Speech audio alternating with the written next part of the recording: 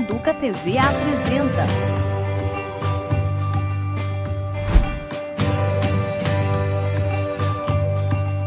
Meio Ambiente em Pauta Campinas. Bem-vindo, bem-vinda a mais um podcast Meio Ambiente em Pauta Campinas. Hoje estamos aqui com o nosso secretário do Verde, Rogério Menezes, com a nossa diretora do Verde Desenvolvimento Sustentável, Ângela Guiral, e com o nosso coordenador de proteção e bem-estar animal, Rodrigo Pires, e a gente vai falar muito como a gente cuida do verde, da água e dos animais aqui na nossa cidade. Vem comigo que a gente tem muita discussão. E eu vou começar como é que a gente cuida do verde, como que é o planejamento da cidade, do meio ambiente, para a gente cuidar das nossas áreas verdes. Eu já vou fazer uma pergunta para a Ângela Guiral. Ângela, Campinas tem plano do verde. Quais são as principais premissas? Qual que é o destaque da gente cuidar do nosso verde? Que a gente sabe que Campinas tem um déficit muito grande de áreas verdes em muitos locais. O que a gente planejou e que a gente executou ao longo dessa última década? Ângela, seja muito bem-vinda. Obrigada, Andréia. Boa tarde, Rodrigo. Rogério Menezes.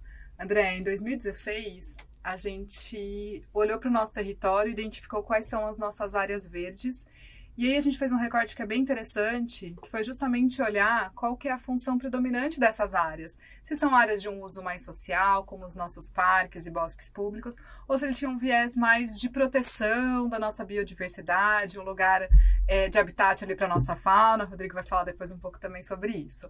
Então, o Plano do Verde, olhando aí as nossas áreas verdes com uma função mais social ou mais ecológica, ele se propôs a identificar justamente as lacunas dessas áreas. Então, principalmente na nossa região central e mais para o sul da nossa cidade, a gente tem um déficit realmente de parques. Então, uma das linhas que o Plano do Verde traz é suprir, né, essa lacuna, a falta de espaços que a população pode frequentar de parques por meio da implantação de parques lineares. Então, a gente tem proposto aí 49 trechos de parques lineares, estamos nos esforços por meio de vários formatos aí de parcerias e de busca de financiamento para a implementação deles. E secretário, me diga uma coisa, a gente planejou então parques lineares nas nossas áreas de preservação permanente, conectando as pessoas ao meio ambiente, ao rio, à água e tudo mais. Quantos parques lineares a gente já tem? Como que a gente conseguiu seguir nessa agenda do planejamento ambiental da nossa cidade? Bem-vindo. Obrigado, Andréia. O que a gente fez, na verdade, foi pensar qual é a distribuição da população no nosso território. A gente fala densidade, quantas pessoas tem morando. Então, a gente pegou as áreas densamente povoadas e a gente observou que muitas vezes não tinha uma área verde para a pessoa chamar de sua. Então, a gente, cruzando essas informações de onde as pessoas moram e de quais são as áreas de bosques e parques disponíveis hoje, se projetou esses 49 trechos, pedacinhos da margem do córrego ou do rio, em que está previsto a construção de um novo parque, um parque linear. E o que tem nesse parque, secretário? Além de árvores, além de bicho, além de rio, o que mais que a população pode usufruir nesses parques? Olha, ao redor do parque você pode ter uma pista de caminhada, você pode ter uma ciclovia, você pode ter alguns equipamentos de ginástica. Vai depender também da vontade da população no entorno, porque a população é envolvida na hora de você detalhar o projeto executivo desses parques. Mas o fundamental é que a gente chegue num momento em que a cidade possa se orgulhar de nenhuma pessoa da cidade, nenhum bairro, você ter uma distância maior do que 10 quarteirões. O ideal é que se fosse 5 quarteirões, que a pessoa pudesse ir andando da sua casa até um parque próximo, fazer a sua atividade, fazer o seu lazer, ver uma área recuperada do ponto de vista de meio ambiente, com plantio de muitas árvores, iluminado, enfim, e ter uma atividade de lazer associada a uma área verde, porque o contato com a natureza está se mostrando cada vez mais, isso nos estudos, ele diminui inclusive as pessoas terem doenças, impacta positivamente na saúde das pessoas, o contato com a natureza. Então a ideia é uma cidade cada vez mais saudável, mais verde, em que a gente consiga resolver essa situação em que, principalmente na região do Campo Grande e Ouro Verde, onde moram mais de 400 mil pessoas, você tem apenas 6,2 metros quadrados por habitante de área verde, quando a média da cidade é 87 metros quadrados por habitante. Então, existe uma desigualdade ambiental muito grande que a gente precisa trabalhar com a implantação desses 49 parques para corrigi-la. Que bacana, secretário. Quem não gosta de final de semana ir numa Lagoa do Taquaral, ir numa Praça Luciano do Vale, frequentar um parque, caminhar, levar a família, levar o cachorro para passear em parque? De fato, né? A gente se sente muito melhor. E Ângela, parque linear é uma ótima solução, mas Campinas tem muita área rural também. Qual foi a solução do Plano do Verde que vocês deram para incrementar nossas áreas verdes para as pessoas e para o meio ambiente também, para a biodiversidade que está lá nas franjas da cidade, na área rural? Perfeito, André. Então, aí a gente entra numa outra premissa do Plano do Verde, né? Que é o olhar, então, para a conexão entre o que sobrou de vegetação do nosso município. Embora a gente tenha uma cobertura florestal que é relativamente alta, corresponde a 14% do nosso território, mas ela está toda fragmentada. Então, a gente tem pedacinhos de floresta pequenos e que não estão conectados. Então, como que a gente vai fazer isso? Por meio da formação dos corredores ecológicos. Então, quando a gente tem na área urbana a recuperação da mata ciliar associada com equipamentos públicos de lazer, de esporte, caracteriza os parques lineares.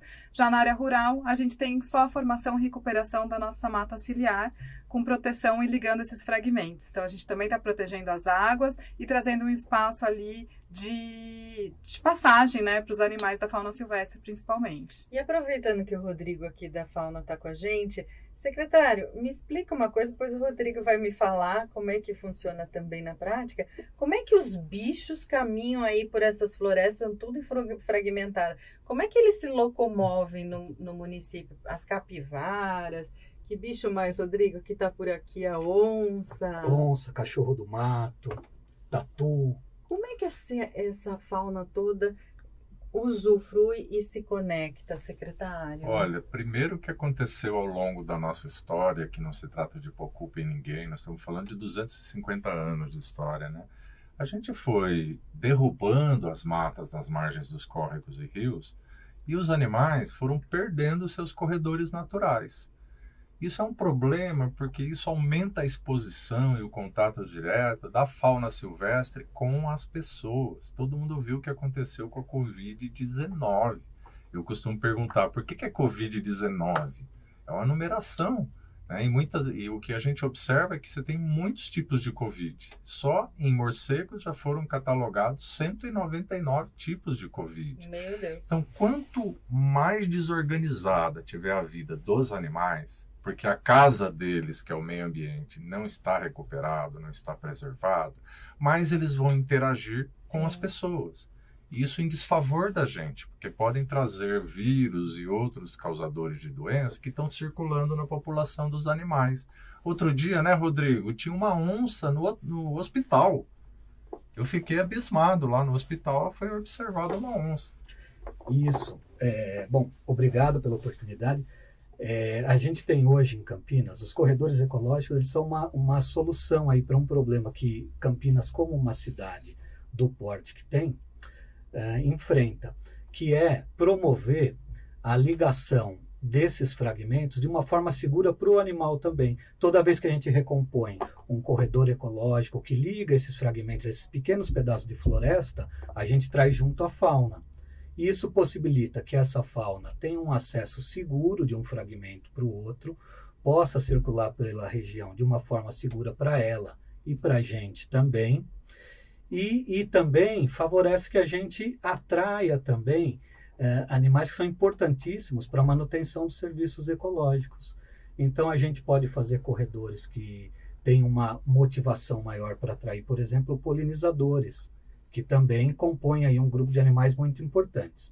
Que são os morcegos, são os morcegos, as abelhas. A gente tem, principalmente insetos, a gente tem uma grande quantidade de insetos polinizadores, mas também mamíferos e outros. Esses corredores, eles compõem uma forma da gente trabalhar com a fauna, promovendo o bem-estar animal e o bem-estar humano, né? Esses animais deixam de oferecer perigo para a gente, por exemplo, num acidente em rodovia. E as florestas, elas precisam constantemente estar sendo revigoradas, porque senão elas não vão muito tempo à frente, não é bem isso?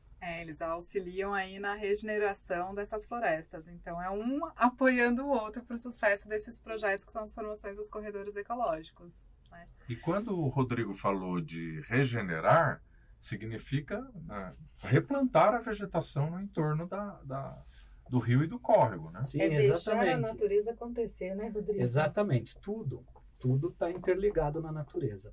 E alguns animais, eles fazem o que a gente chama de polinização e dispersão de sementes. Tem espécies de vegetais que têm a reprodução zoocórica, depende dos animais, né?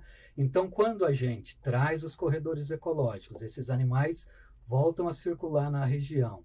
Eles também vão fazer o papel de reflorestamento, né? Tem animais que são conhecidos como jardineiros da floresta. Então, eles têm um papel importante de replantar, de semear, de polinizar a vegetação. É uma forma da gente manter a fauna e a flora de uma maneira um pouco mais equilibrada. Gente, para fechar aqui nosso podcast, nossa conversa sobre a questão do verde, ô Ângela, então parque linear na área urbana, corredor ecológico na área rural.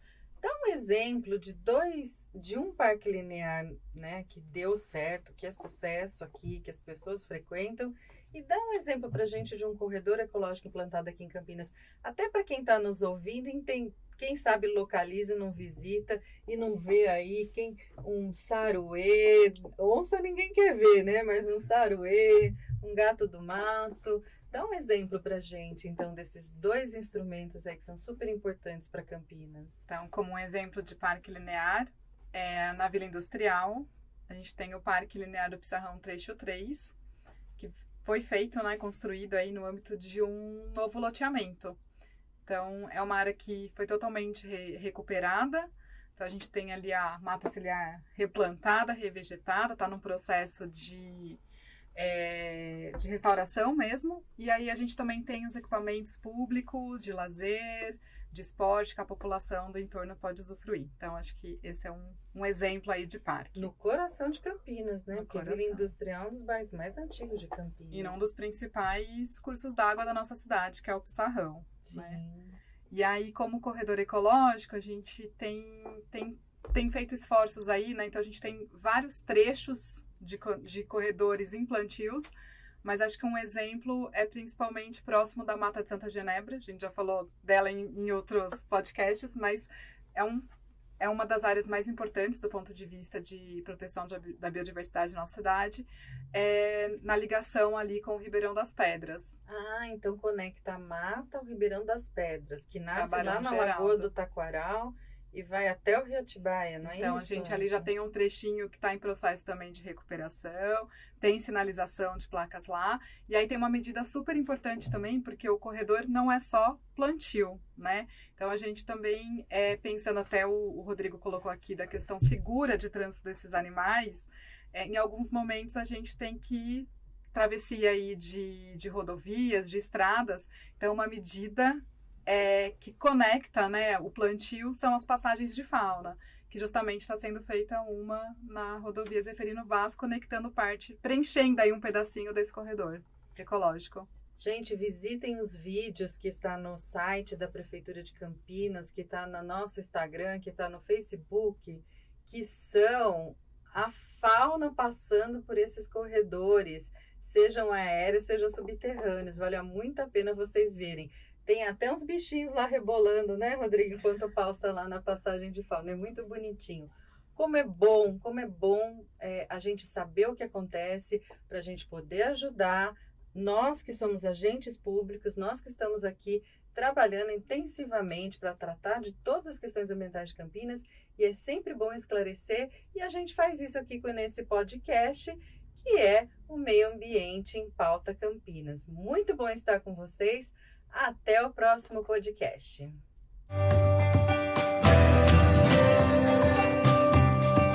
Educa TV apresentou